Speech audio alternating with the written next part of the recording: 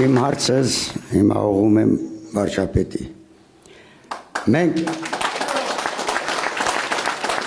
90-ականներին հաղթել ենք 20 թվից 23 թիվ։ Պատերազմի մասնակից տղաները գիտենք 5000 զոհվել, 12000 վիրավոր, օգնում եք բոլորին,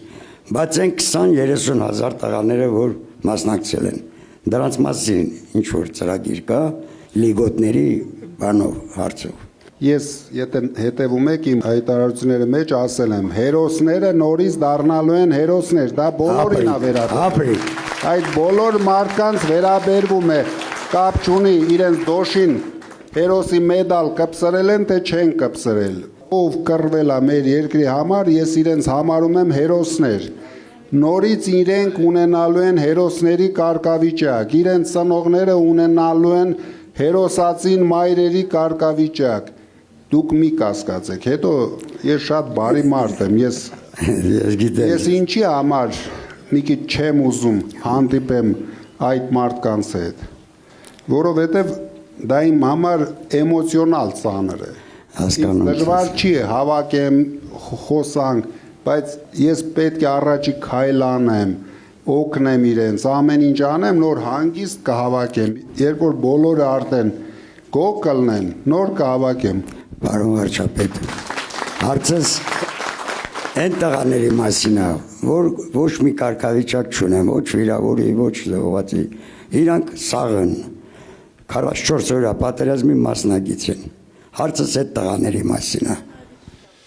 Այն զոհվածներ գիտենք մեր ամեն ինչին կտանք ճիշտ լուծում, համակարգված լուծում,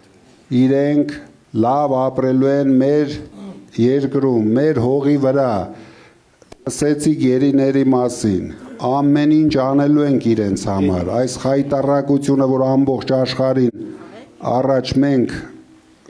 նայում ենք, տեսնում ենք մեր ընկերներին, մեր նույնպես ուժեղ ընկերներին, բայց այսօր անմխիտար վիճակում ամբողջ աշխարհը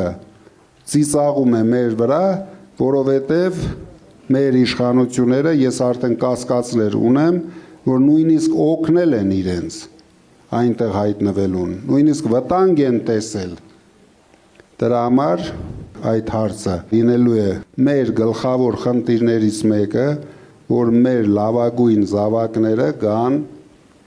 իրենց տները։